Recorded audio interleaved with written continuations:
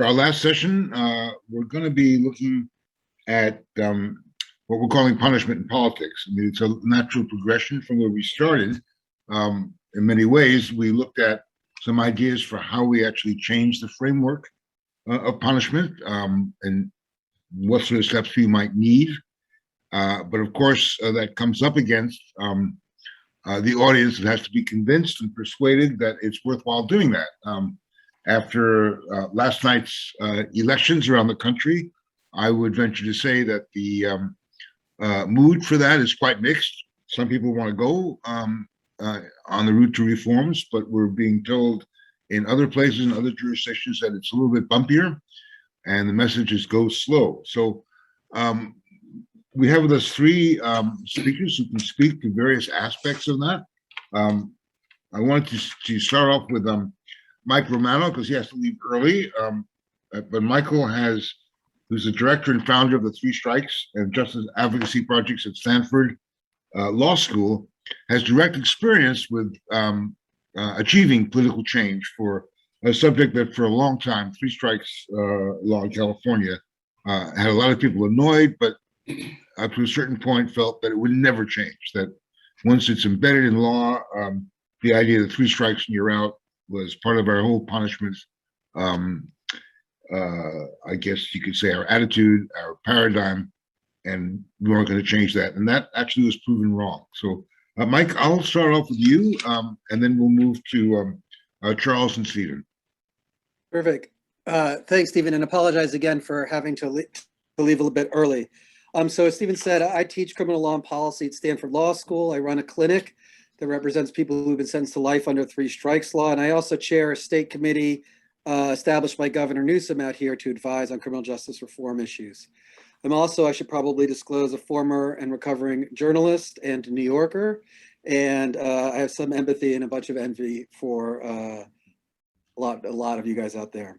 Well, so I'm proud to say, and I believe deeply, that reform is possible. I've been the author of 2 successful statewide ballot measure campaigns, and 7 out of the reforms that we developed by the committee that I chair was just passed by the California legislature and signed by Governor Newsom. There are a few points about criminal law, public policy, and public perceptions about crime and justice, and how these issues are covered in the media that I just wanted to address quickly. Spoiler alert, I believe that genuine change is possible and that we are well on our way to both improving overall public safety in the country and dramatically reducing prison populations at the same time. So here are the points I'd like to make, three of them. First, one of the most important lessons I've learned doing this work is that support for criminal justice reform runs much deeper in the public than among lawmakers, policy leaders, and other frequent news sources. At Stanford, as I mentioned, we ran 2 successful statewide ballot measure campaigns, including reforms to California's Three Strikes law, which people thought was a third rail of politics, and reduced the sentences of thousands of people sentenced to prison, including thousands sentenced to life under the Three Strikes law. These reforms, I should say, received zero support or interest in the state legislature and were perceived as completely unwinnable issues. Yet we won the campaigns with 70% of popular vote in every county in California, including those that have voted for Republican presidential candidates. So at least the experience out here is that voters and the general public have a much broader appetite for criminal justice reform than elected leaders and other stakeholders that are frequently news sources. So when people say that we need to change hearts and minds, I think it's the hearts and minds of the leaders that would need the most changing, and that most ordinary people support these reforms and many others when asked in polling. I think this is a challenge for journalists to cover because your sources are overwhelmingly these leaders who I believe are hypersensitive to losing their jobs and probably don't accurately reflect public opinion. Second, I have also learned that the importance of personal narratives, and I heard a bit of that at the end of the last panel. Just as Willie Horton and Polly Klaas perhaps drove a generation of criminal policy and politics, individual stories, we've also seen George Floyd, Breonna Taylor, and the like, move the needle in the opposite direction. Obviously, this is how readers and public can most easily engage and enter complicated issues, but anecdotes are also dangerous and can be very misleading. It's difficult, I think, as journalists to tell personal stories about people who, for example, are seriously mentally ill, which I hope you have covered or touched upon as one of the most important and difficult issues when it comes to criminal law and criminal law reform. Third and lastly, there's a lot of data out there to be had, and you should all go for it. As you may know, there have been a series of stories about crime waves, particularly in California and national media, stories of stores closing due to organized shoplifting gangs and reaction to especially progressive prosecutors, particularly in Los Angeles and San Francisco. The problem with so many of these stories is that the reporters frequently skip the step of checking the crime data, which is often published online and updated regularly and publicly available. And this data, particularly in regard to the stories about crime in LA and San Francisco, often don't match the anecdotal reports of stories of rampant shoplifting and crime. So this is where obviously where reporting and storytelling gets hard. I'm not saying these anecdotes aren't true, but sometimes they are exceptions to the general trends, and that the data is really maybe difficult to tell, but important and frequently runs in the opposite direction of narratives that we might be hearing from leaders. Most importantly, I'd like to circle back to the reminder that many big states, New York, New Jersey, California included, have dramatically reduced their prison populations and reduced crime rates at the same time. I'm not trying to say that there's a causal relationship here, but these are significant accomplishments and emphatically answer the question that I think is put to this panel is, can change occur? And the answer is yes, it can. And I think better reporting, better storytelling, and better data analysis explaining these important and complicated social issues will help. So that's what I wanted to say, and I'm of course happy to answer any questions. Thank you, Michael. Let's move to Councilor Charles Allen. Thanks, Stephen. Good afternoon, everyone, and thanks to John Jay, to the center, to my fellow panelists, and everybody who's here. It's a really big issue. I think it's fitting, though, because the District of Columbia, we are no stranger to either politics or punishment. So it'll be a great conversation. Let me first say this. I know some of the audience are from the District of Columbia, but for those of you who are not, there's a whole other world of DC beyond the Washington that's told in national news. Our city, county, state has about 700,000 residents. That is more than the population of Vermont, more than the population of Wyoming, about the population of Alaska. But we have no voice or vote in Congress, despite paying federal taxes and fighting for our country. So I always have to put my plug in for DC statehood to live up to those ideals that we all have. Now, residents, however, have been involved in the criminal justice system at one point or another. Upwards about 1 in 10 residents actually have a criminal record, for example, of some point in their life.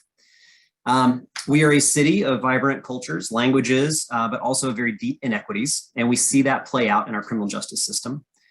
DC doesn't actually have disparities in our system. We have actually uniformity. We almost all the people incarcerated are Black and brown. Our system is very unique, and I think that's important for folks to understand the context of our system.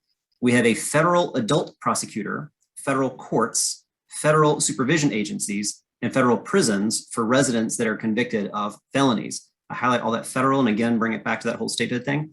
But we have a local council. I'm a member of that. We have a local juvenile prosecutor, and we have a local jail. So we have a very system that actually makes our oversight, our accountability, our operations, and our politics very multi-layered. We are also unique in that, bluntly, we are essentially a one-party town, but you cannot extrapolate from that DC has liberal crime politics. Actually, couldn't be further from the truth. We actually have a pretty rich diversity of views on safety, crime, and accountability that run the gamut from strict abolitionism to very tough on crime. And like in many other major cities, these views are heightened on all sides as we confront a surge in gun violence and gun crimes, specifically homicides here in the district, as we've seen across the country.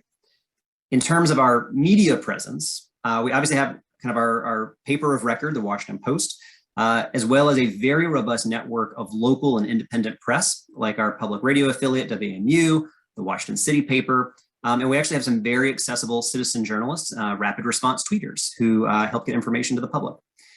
I think in general, media around the district's safety and crime issues are evolving. And like the change in our country is experiencing around these issues, we also see that in how our press covers crime. Although certainly we do have a persistent kind of law and order framing and coverage of many issues. This change I'm talking about has shown up in language choice, like using person-centered language to describe people who have come into contact with the justice system, or reconsidering, quote, officer-involved shooting, and also in the topics of coverage. It used to be more common, for example, to have coverage of policing that essentially was taken straight from police press releases. And now I'm seeing just intentionality in that coverage. I do think we're lucky to have a really excellent storytellers at our outlets, from big to small, regardless of their perspectives. In terms of politics, I think the press in Washington is quite influential in determining whose voice makes it into the story and whose story is then told. I think there also is a tension frequently between the immediacy of the news cycle and then the opportunity and capacity to take the time to do that deeper dive and ask the why and the how of the violence that's being covered. To me, there's actually a great example in the Washington Post today, where we had a homicide that took place on a field between flag football players that got into an instant conflict, and somebody shot and killed the other person on the field in elementary school. And that, of course, is going to be reported on and around that neighborhood. But today, the Washington Post reporter actually did a really deep dive into the culture of this flag football community, and what does it mean, and how is it an outlet, and just really did a great job of helping tell the story that adds a lot more context to what is the loss of a life and a homicide and a murder. So I think given the time, we're really seeing some of those stories really develop out, and at the end of the day, really ask the how and the why in really deep, meaningful ways. We've also in the district experienced significant policy debates involving media in the areas of criminal record sealing and access to body-worn camera footage, for example. Generally, the media has kind of taken an all or nothing position in favor of complete transparency on those issues. As of late, though, there is a little more recognition of the relationship between transparency measures and what they can have in reinforcing structural racism, in how criminal records haunt almost exclusively Black people in our city. So, how in those first reports, which often define and frame all coverage, the past contact with the courts becomes a defining characteristic of that coverage. And I think recently our very hot safety issues have been around developing appropriate sentencing of young people, sentencing reconsideration for older residents who have served extreme sentences, and of course, policing. And I'm happy to delve into any of those issues through our conversation today. Generally, our council, which is our state legislative body, and then my committee, I chair the Committee on Judiciary and Public Safety, have really tried to be on the forefront of these issues. In that process, I've tried to prioritize transparency with the public about proposed legislation, coalition building, and absolutely building in evaluation and evidence into the things that we pass. And I do think our laws have helped influence many other states, particularly in the area of emerging adults. Within our justice system. And I think those are bearing fruit as a responsible and evidence-based way to improve safety, but then also grapple with the district's particular legacy as one of the most prolific jurisdictions in incarcerating our residents. So I appreciate being able to join the panel and the conversation today, and I look forward to it, Stephen. Thanks so much. Thank you, Charles. So, Stephen, over to you. As I said earlier, the message we got last night from voters was quite mixed. You wanted to summarize it. It's a go slow message. Yes, reform some things, but let's not go that fast. Let's not do let's not defund the police. Let's be a little careful in how we deal with other aspects of criminal justice or the justice system. What's the message you take? You're asking me? I'm sorry.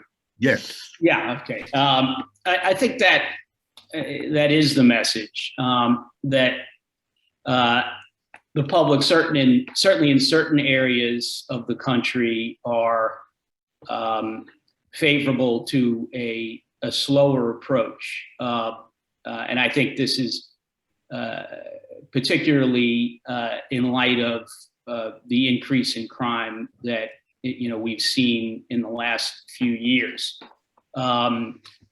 It's interesting that in Minneapolis, which is a Democratic city, and certainly had the horrific incident regarding George Floyd and the understandable backlash, that the police department there saw, that they voted down a proposal to sort of redefine what the police department will look like.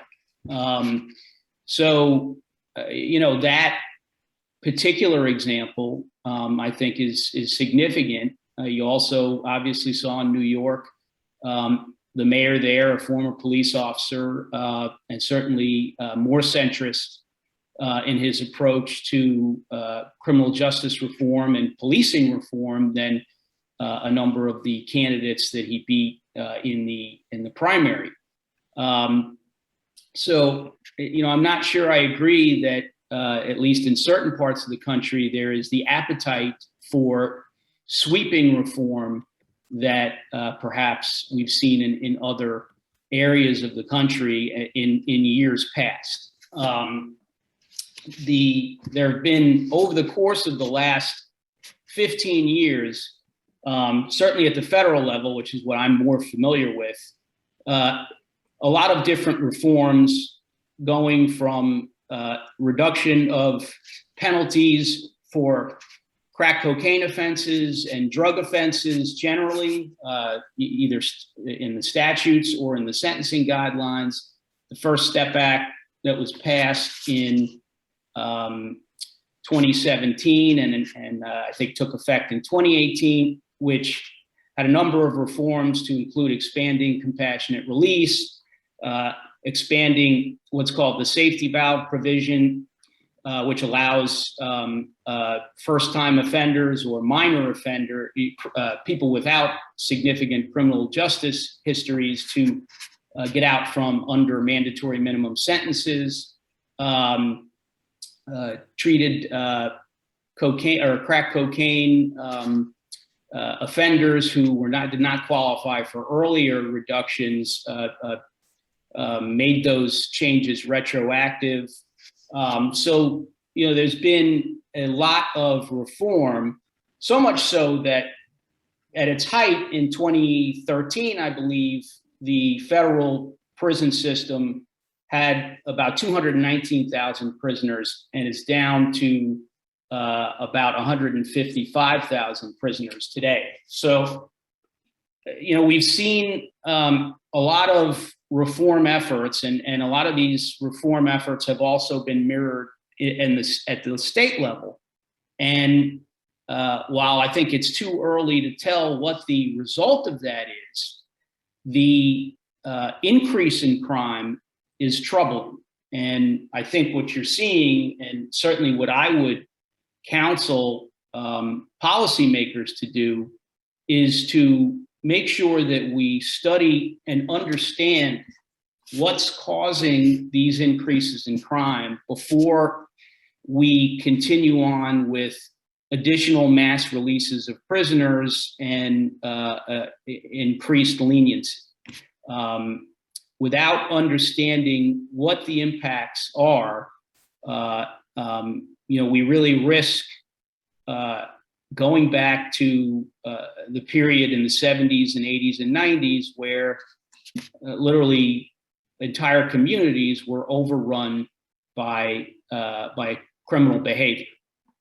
And I think that when you look at the data from the height of criminal activity or crime, the crime rate in this country in 1990, which was at about 750 per 100,000 people. By 2015, that number had been cut in half to, I think, about 361 per 100,000 people, with 10,000 fewer murders a year. Certainly, I would argue, while that the tougher sentencing laws that were passed in the late 80s and early 90s had a significant impact in that crime reduction. Certainly not the only reason, but a significant one. And when you look at the incarceration rate, certainly at the federal level, on a graph, and you see then the crime rate on a graph, they go in opposite directions once those tougher sentencing laws were enacted. So I think it's it's wise to go slowly and to understand what we're doing and what its impact will be, moving forward. Thank you, Stephen. Zero in a little bit on the question that we've been talking today, which is the punitiveness of our justice system. We've heard some really interesting ideas throughout the day on how to do that. Assuming that you agree with those ideas, or you may not, is there any bipartisan support you can see for that happening? Or if not, how does one go about getting it? So maybe we'll go around the room again. Maybe Stephen, we'll start with you, and then we'll go backwards to Charles and then Mike. Or actually, perhaps come to think of it, Mike, you have to leave soon. Am I right? How much time have you got with us? I have to leave just before 2 or 5 p.m. your time. Okay, so maybe do you want to take that question first, and then we'll go backwards and Sure. go back to you? Sure. Sorry, So first of all, I think there's a tremendous area of bipartisan support for reform. Let's just start with what was accomplished under the Trump administration. I don't agree with him on almost anything that was accomplished during that administration, but there was a reduction of sentences, especially long sentences, in the First Step Act that was more than it accomplished under, Presidents Obama and, the short term that Biden has been in office, combined. So thousands of people were released from long sentences under the First Step Act without any impact to public safety. In fact, public safety has improved in the interim. So I think that there is areas of bipartisanship. Like I said, out here, there's been tremendous support for reform across the board. 70% I know California is a blue state, but 70% of voters, including majority Republicans or independents, support this work. New York has reduced its prison population by about half over the past 10 years, also seen its crime rates drop over that period of time. And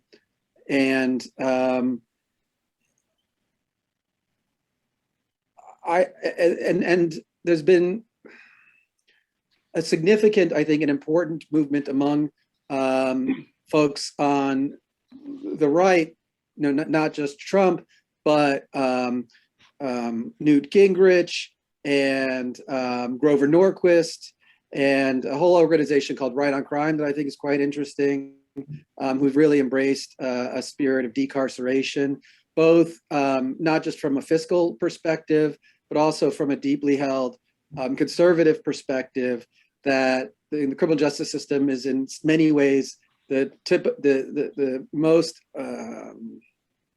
archetypical of example of big government against the small person without any proven results in its efficacy.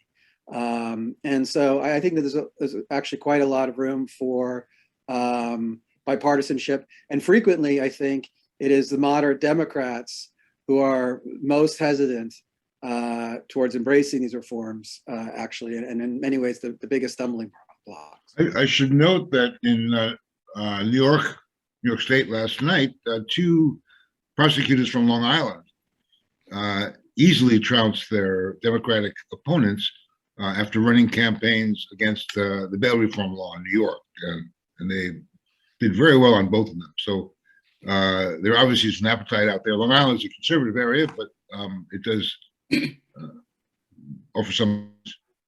I think we could overinterpret everything. Gavin Newsom was probably the most progressive governor in the country when it comes to criminal justice reform. Just 1 month ago, he overwhelmingly beat a recall effort that was based, largely upon his perception of criminal justice reform. So if you had had this conference 3 weeks ago, you would having the opposite conversation. To take 2, DA elections from Long Island or what happened in Minneapolis and project a national trend upon this, when across the country, the national trend over the past decade, and this is where I think reporters tend to overreact to what happened yesterday, as opposed to scanning out a little bit and saying, like, listen, over the past 10 years, we've seen dramatic reductions in incarceration and dramatic reductions in crime rates. And this should be heralded as a great success, a policy success. And how can we build upon that, as opposed to blips here or there, a murder here, an election there, really follow the long-term trends. I think that that's the direction of the country. Like I said, even under President Trump, and I think we'll continue to see that. And I think the voters overwhelmingly support when you put to them issues about criminal justice reform, honestly. Charles? Well, I just kind of pick up on what Mike just said. I mean, I think it's really easy, and I'd argue it's really overly simplistic to try to pluck some elections and just somehow we're gonna apply that to every place, right? Each jurisdiction is its own. I think we also saw Krasner win in Philadelphia, 70% of the vote. We saw progressive Mayor Wu in Boston. I think that you really can't just take one or two elections and say that applies nationwide. Each jurisdiction is its own local entity, and the politics of those are going to be there. I think, to kind of the question you asked at the beginning here was around, are there opportunities for reform? I'll note here the district, we were left out of the first step. So we had to create our own compassionate release. Now, this is an area where I think, as I talked about, is really important. We have to be able to evaluate what our successes are or what's not working to be able to be willing to make change. I think any elected official, anybody needs to be honest to be able to have evaluations built into that. And if we say that we want to delay justice reforms because we're just not ready to make them yet, even when the evidence tells us that this is the right step to take, I mean, then we got to be prepared to accept what the evidence tells us otherwise then. When we have evidence that shows us that reoffense rates or recidivism will go down with steps X, Y, and Z, but steps X, Y, and Z make us anxious and we don't want to take that, then we have to be saying then we're willing to then follow that evidence, which is going to see a heightened amount of reoffense. And I think that's one of the pieces where evidence and data can be really important, and building in those evaluations from trusted places that are sometimes that third party that brings everyone together, I think can be really powerful. And I think as a policymaker, it helps inform me in terms of what decisions I make. I think from a communication standpoint, it helps us be able to tell the story and get past what might be just an initial gut reaction that people may have. And that's kind of your theme of politics and punishment. And being able to look at the data, look at that evaluation, I think is a really meaningful part. But we have to be prepared. If we say, slow down, we don't want to make change, we do have to be prepared to then pay the consequences of that, which can be financial. I mean, I think one of the things we've seen with some of the very effective reforms around extreme sentences actually came down to dollars and cents with some arguments of saying, it's just going to cost you, the taxpayer, a lot of money to have that person locked away forever, but not have any meaningful results. And some of that conversation also helps drive. So having the evaluation, having the data, I think helps be able to help tell people and inform the public, policymakers, and others about the decisions that we make. We will look at tomorrow, I think, some of the economic costs as well as the social costs of making really deep change. If that's where we want to go. Stephen, over to you. Yeah, I forgot to provide my standard disclaimer that my ethics people require me to do, which is that yes, right. I'm speaking in my capacity as president of NASA, and my views are not on behalf of the Department of Justice or my U.S. Attorney's Office. So with that out of the way, I think I'm going to push back a little bit on what Mike and Charles have said, in that, for example, the crack cocaine sentencing reforms that occurred at the federal level have shown that the recidivism rates for those that have gotten early release are the same, upwards of about 50%, as those who have served the entirety of their original sentence. Recidivism rates, particularly among drug offenders at the state level, are substantially higher than that. There is necessarily a delay in what information or recidivism and our ability to measure it once after reforms are enacted. So, Mike mentioned the First Step Act and the releases that have occurred there. We're still pretty close in time to when that law was implemented. So it remains to be seen, I think, what the impact of that law will have.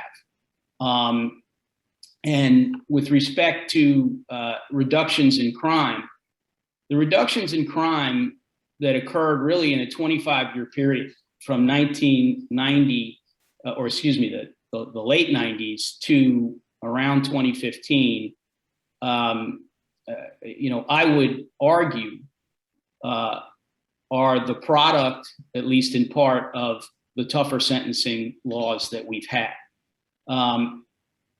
The reforms that have occurred and at the state level and the federal level, the question I think to be asked is, what we are seeing now, is that the product of some of these reforms? And I'm not saying that it is or it isn't. I'm not sure that I don't think we know.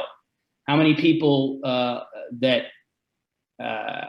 many of these people that were released are recidivating? How is that recidivism counted or determined at the state level? Because numbers can be misleading depending on what you consider to be recidivism.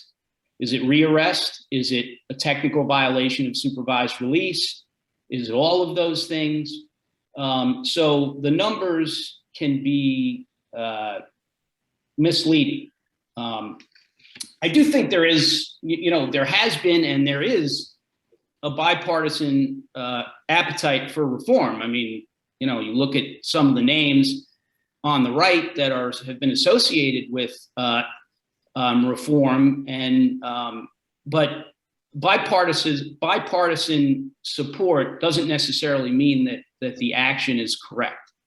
And with respect to reporting and journalism, I would say that how a lot of these anecdotes are portrayed to the public and how these questions are asked to the public often impact how the public answers those questions.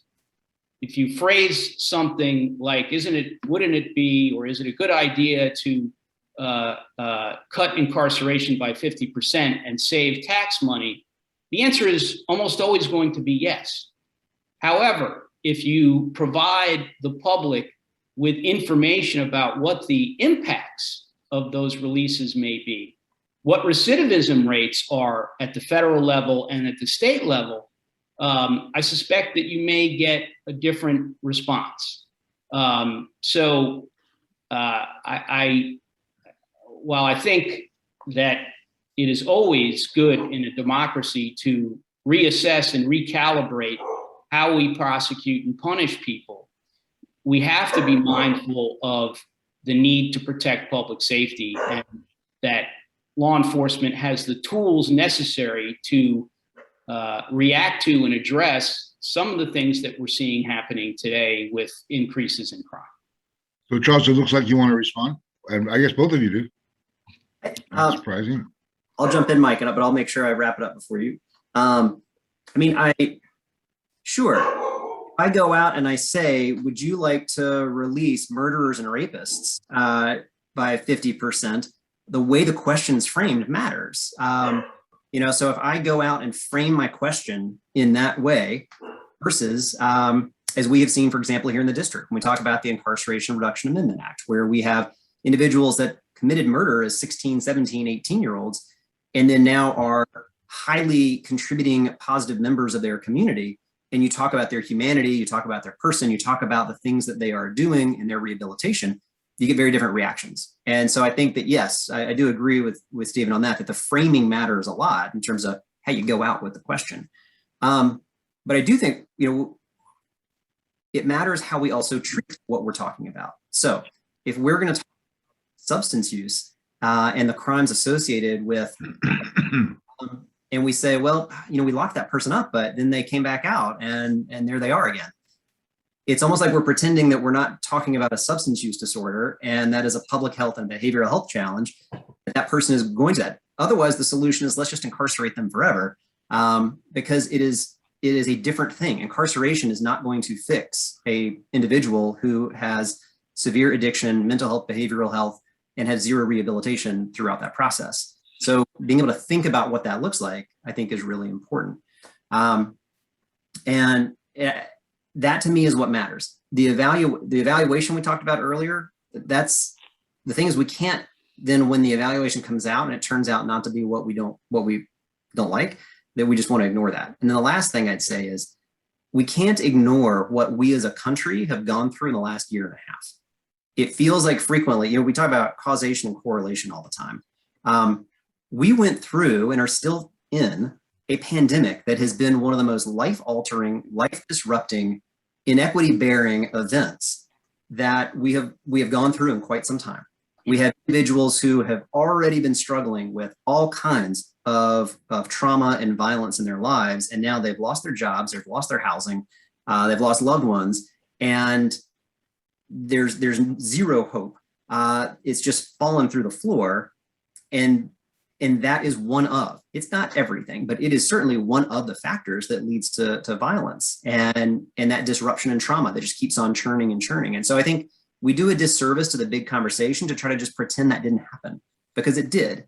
And it, I think, absolutely is related to the violence that we have seen and that we have experienced. Mike, I'll let you weigh in because I want to make sure that you get a chance to go on your schedule. Sure. I wanted to respond specifically to something that Stephen said, because I think it's a good example of what we're talking about. So he referenced the change in sentencing guidelines that were made retroactive with regard to crack and powder cocaine sentencing under the Obama administration. It was colloquially known as drugs -2, where essentially reduced sentences of folks who've been sentenced to crack sentences compared to those of others. And it ended up of the early release of maybe the biggest release in United States history of close to 40,000 people. I think the number is statewide. All those releases were approved by a judge in the first instance.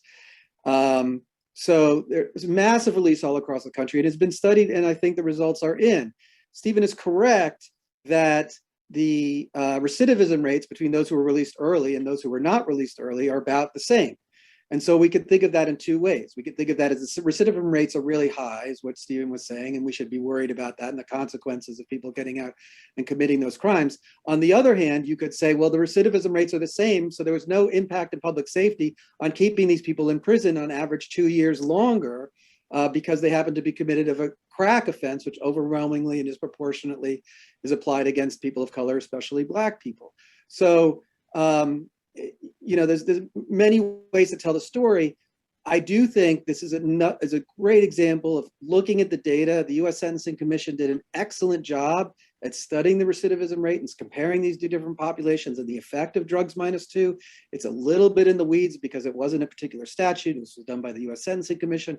So it can get complicated, but you can tell the story. This is the largest early release of people, I think, in maybe the country's history. It disproportionately benefited people of Black and brown color, and you could say a high recidivism rate, or you could say no impact on the change in public safety because it was the same recidivism rate as the same people who otherwise served their full sentences. And recidivism, of course, is not the only metric that we should be measuring, but all of the time that these people can spend reuniting with their families, getting jobs, getting their lives back together, and reestablishing their ties to the community are upsides that I think are rarely reported on, difficult to capture. The data is not quite there, but the metric should not only be recidivism.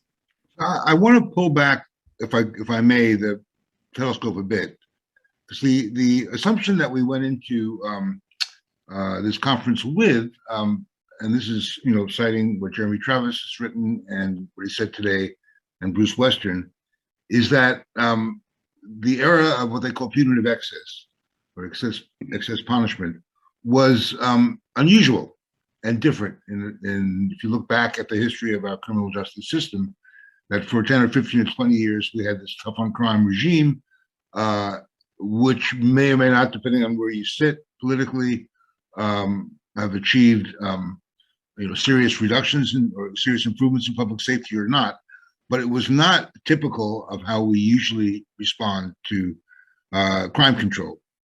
And that it's time to pull back a little bit and say, well, maybe that's not the best way. We should think, after tough on crime, is there a better way to look at how we punish people and how we use the American system of punishment? So what I'm asking here, you may not agree with that assumption, but that's the assumption we're trying to explore, whether that's true or not in the course of this conference.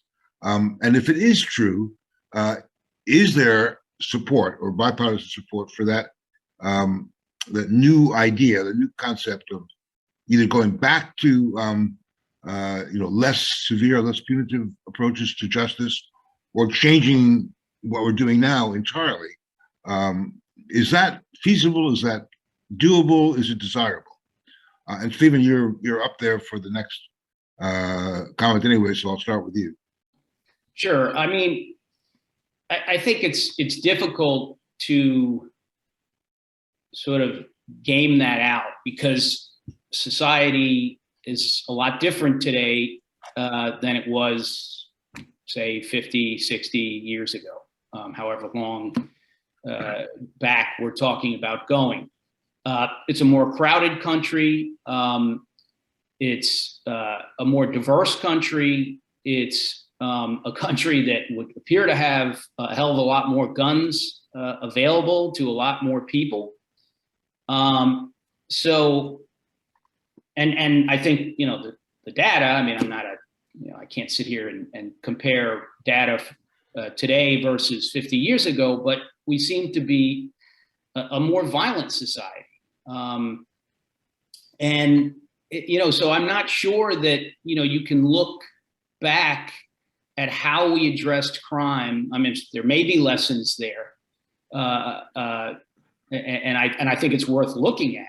I'm certainly not saying that we should not be looking to alternatives to incarceration. And in reference to Charles, I agree. I mean, there's a fundamental difference between substance abusers, people who are addicts, and people that are drug traffickers.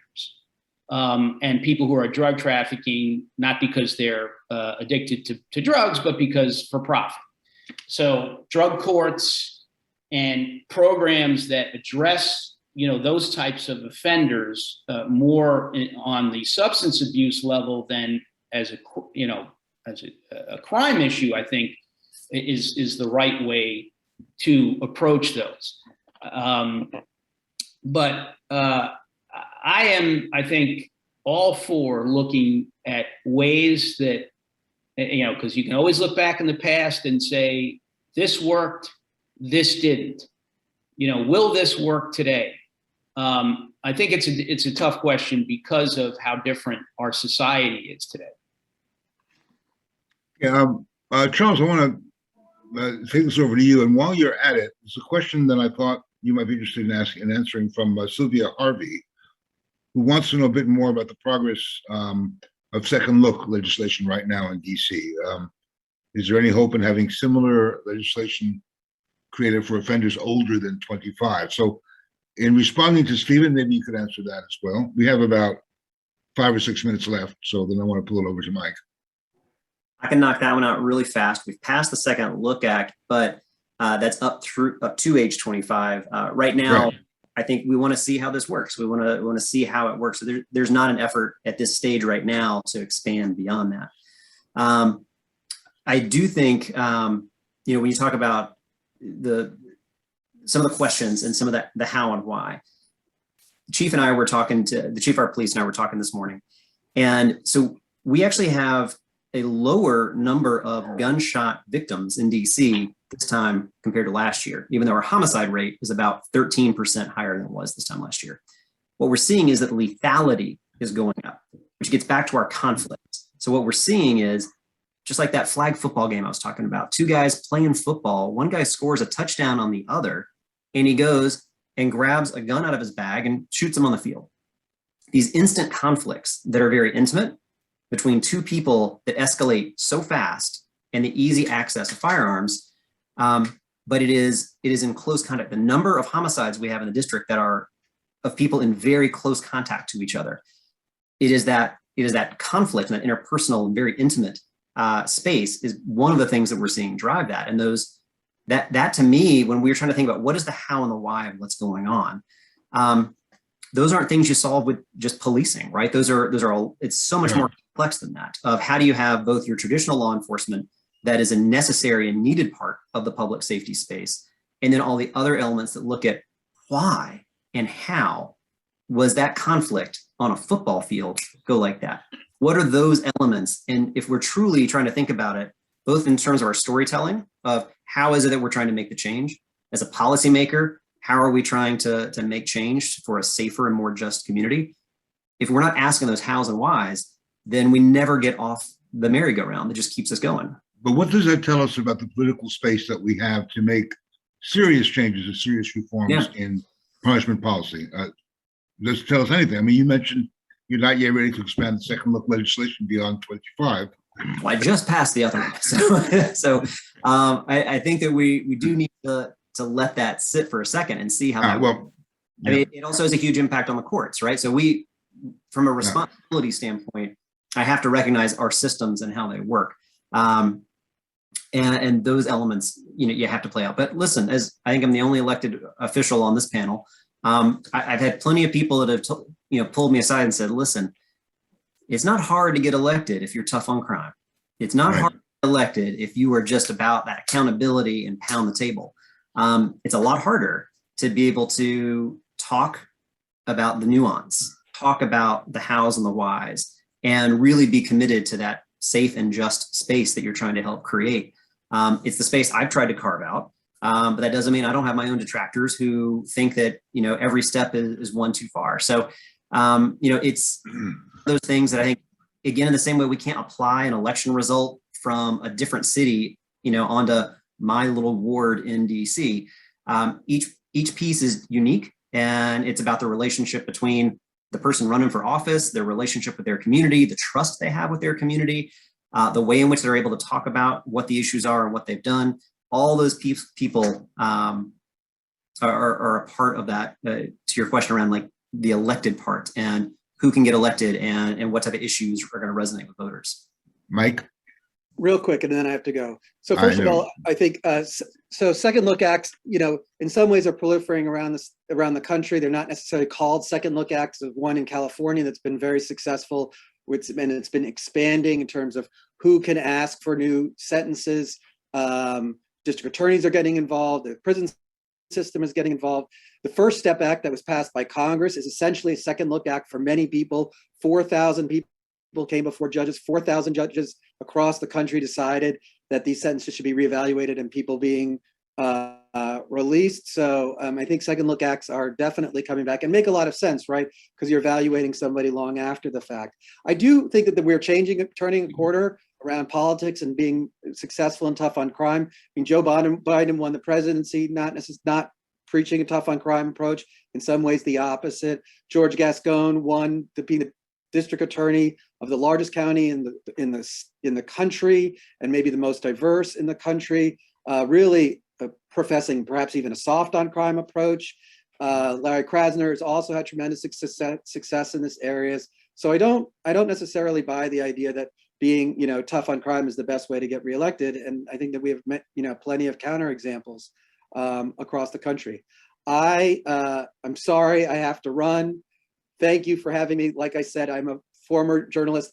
I'm easily findable on the internet, so find me, email me, and I'm happy to chat further. And again, I'm sorry I have to run. Mike, we appreciate your time. Thanks so much. Thank you for having me. Stephen, do you want to have a last word on that? We're just about at time's end here. Sure. I would close with this, I guess, plug for our criminal justice system. The best way to reduce incarceration rates, quite frankly, is to keep people from ever getting into the criminal justice system in the first place. And I believe that a lot of the reason for our incarceration rate in this country is based on failings in other institutions of our society, particularly as it relates to communities of color. Education, healthcare, affordable housing, gun control, nutrition, these are all things that contribute to criminality.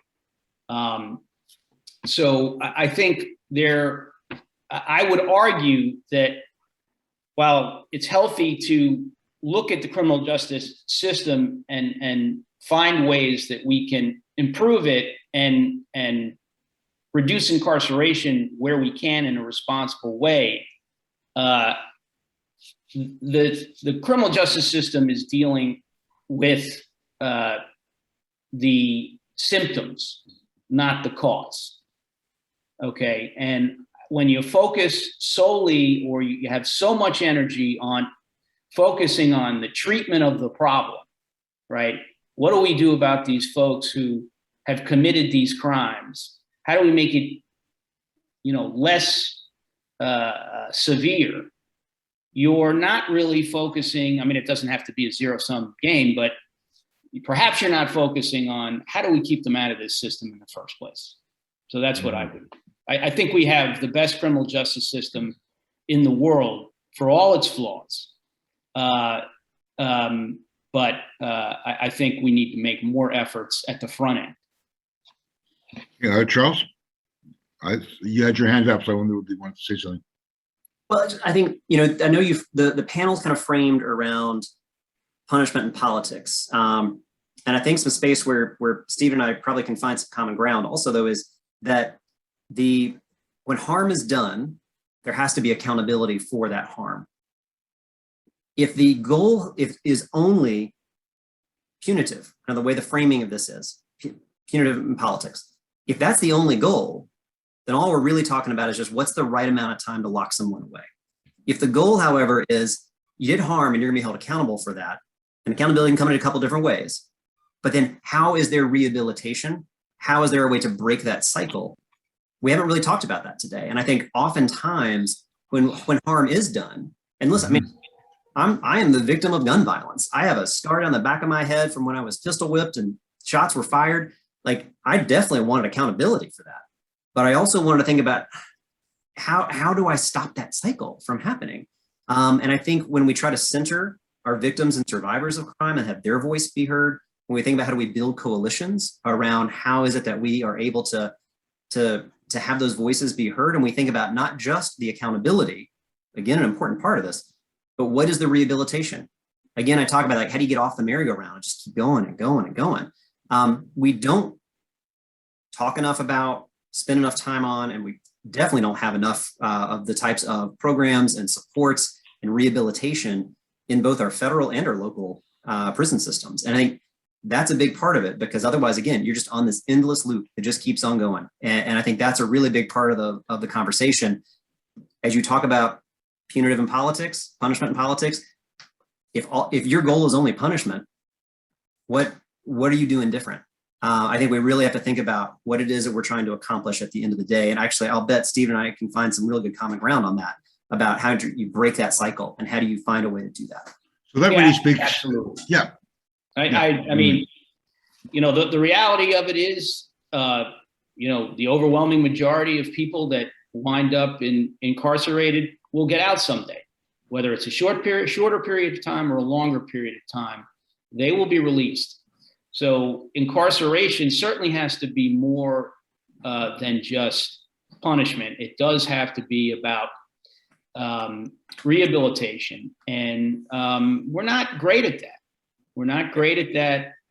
It varies widely at the state level. The federal system that probably has more resources is better, but prison can be a dangerous place, and it's very difficult to. And I think prison reform and ensuring that people, when they're in prison, are treated humanely and are safe, is big, because it's very difficult to focus on bettering yourself when you're worried about, getting injured. Yeah. So I couldn't have asked for a better segue into our second day, because really the second question is really, what are prisons for? That's what the first part is rethinking American way of punishment, but we're really looking at, what do we use prisons for? What do we want? Are they rehabilitative? Do they work in their present form? Some people say they don't. Many people say they don't. So if so, how do you change them?